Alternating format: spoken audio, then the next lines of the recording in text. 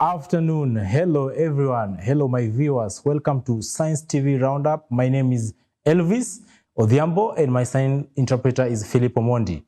All right, on to our first story. President William Samoei Ruto on Friday launched the construction of the Rironi-Mau Summit Road, a major corridor linking Nairobi, Nakuru and Western Kenya. The road is a 170 billion project, also includes upgrading the 58 kilometers Nairobi Mai Naivasha Road. Once completed, the highway will feature a 4-lane dual carriage from Rironi to Naivasha and 6-lane section from Naivasha to Nakuru, expanding the current 2-lane road. Speaking at the launch, Ruto assured that the road will ease traffic jams, boost trade, and improve connectivity across the region. Let's take a watch.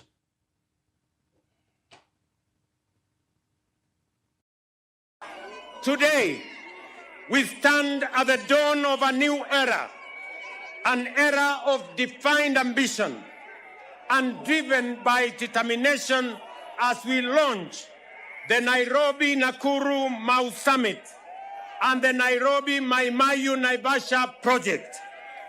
This moment is not merely about laying down a new corridor.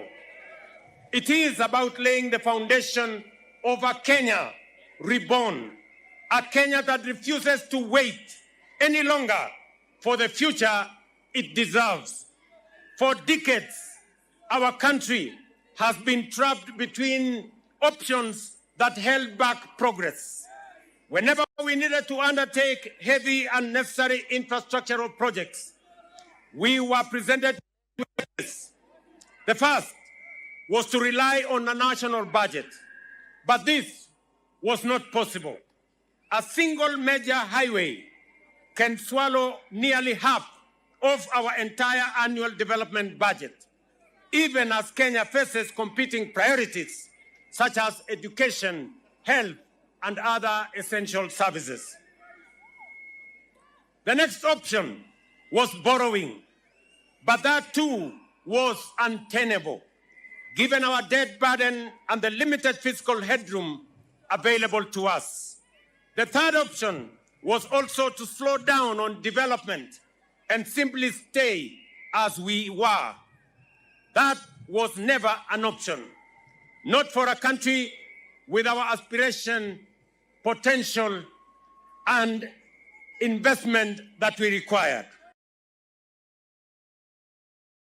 To the next story, President William Samoei Ruto on Thursday said his administration remains firmly committed to empowering all citizens nationwide, with a particular focus on women, through a range of initiatives including financial support that enables them to start, grow, and scale up enterprises. He emphasized that when women are uplifted, families, communities, and the nation as a whole benefits. Speaking at the Moi International Sports Center, Kasarani, during the 16th anniversary of the Joyful Women organization under the patronage of First Lady Mama Rachel Ruto, President Ruto praised the organization's transformative impact. He noted that over 250,000 women across 44 counties have been empowered socially, economically, and collectively. Let's take a watch. Mimi nataka nimpongeze Mama Rachel na wamama hawa wote kwa ile bidii, kujitolea na kazi kubwa mliofanya, ndio tuwe na kikundi hiki kikubwa ambayo leo tunaelezwa ya kwamba imefikia zaidi ya wamama 250,000. Miaka 16 baada ya kuanzishwa. Mimi nasema pongezi, hongera na watakia heri na Mungu atawabariki. Wakati nilikuwa mbunge, nilijaribu sana mipango ya kina mama hivi na vile, lakini lazima nikubali sikufaulu. Hadi pale Mama Rachel alipopanga mambo ya kina mama, hapo sasa ndio nikafaulu. Ndio pengine inasemekana, what a man can do, a woman can do better. I have that confession to make. I tried by all means possible to organize matters women. I tried to organize matters empowerment around women, but it is not until Rachel Ruto came and organized these women issues that I found success. And I proudly stand here to say what started small somewhere in Kamagut, in Eldoret, today is a national movement of 44 counties and 250,000 women. On to our next story. Mr. Douglas Masikonde of the Democracy for Citizens Party was on Friday morning declared the elected representative of Narok Town Ward, securing a decisive victory in the recent elections. Masikonde received 5,997 votes, defeating his closest rival from UDA, Kanyinke Ole Kudate, who garnered 4,479 votes.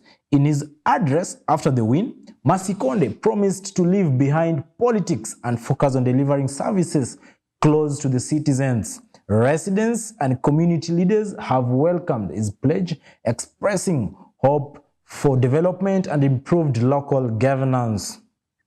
This results reflects the competitive political landscape in Narok Town. Let's take a watch. Yeah. The candidate who has garnered the highest votes as the winner, the highest votes according to this is 5,997, and this is none other than Douglas Masikonde.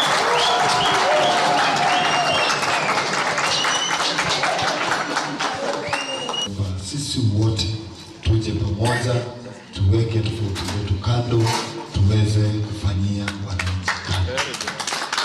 Hata baba yangu ule mheshimiwa gavana, mimi nataka kumwambia pole, hiyo ilikuwa ni maneno ya siasa. Sasa wewe karibu, shika kijana wako, mahali makosa ilikuwa turekebishe.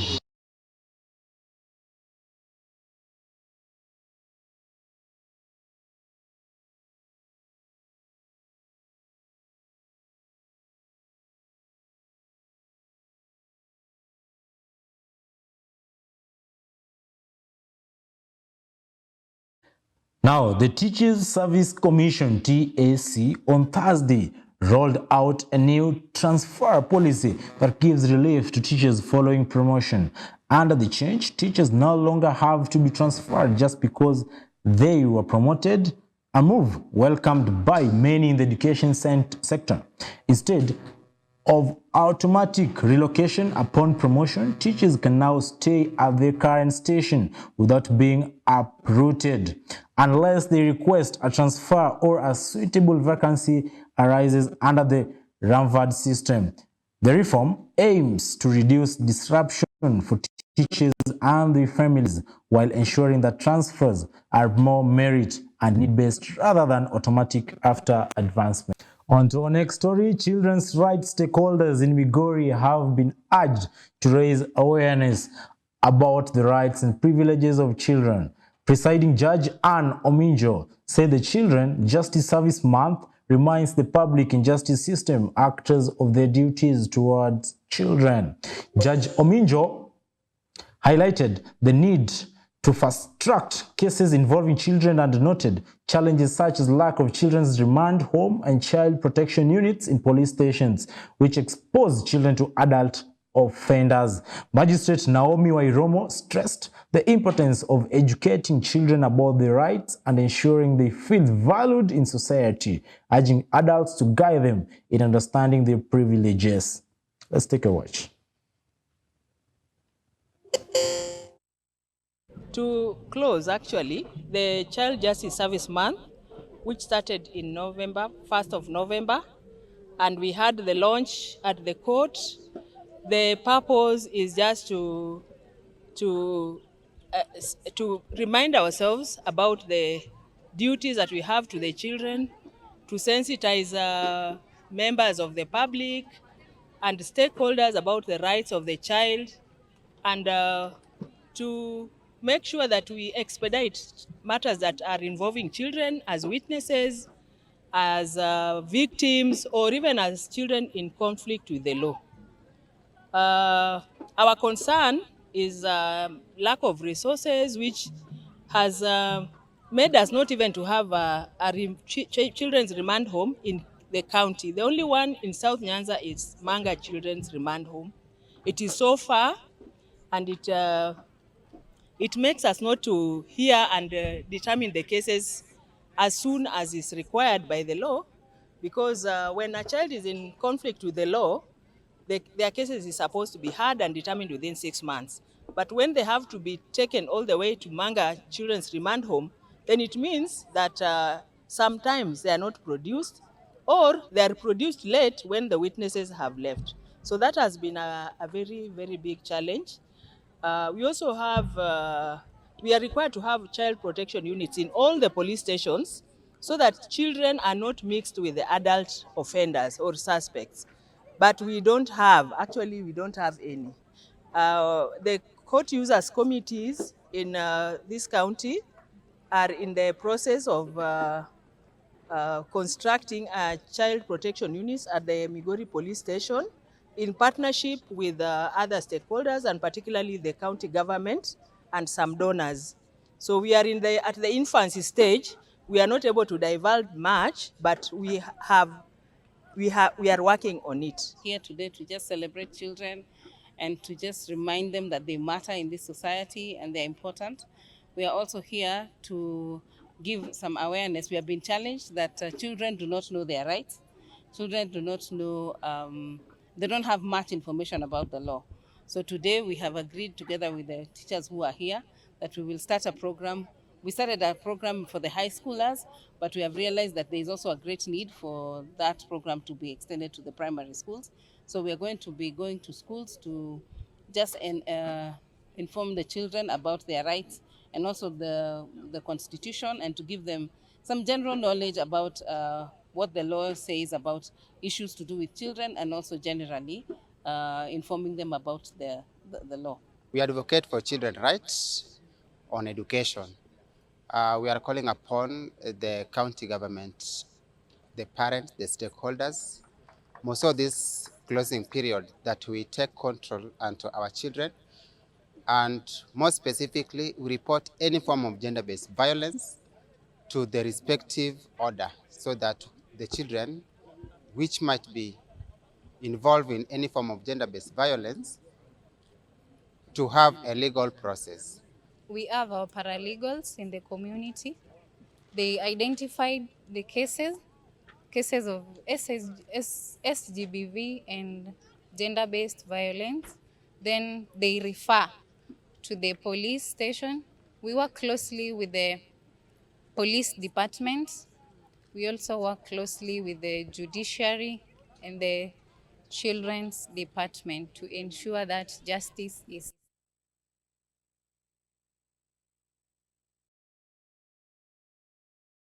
Thank you for watching us. Thank you for staying with Science TV. That was all for Science TV Roundup News. My name is Odhiambo, and I'm happy to meet you all, and have a good evening. Bye-bye.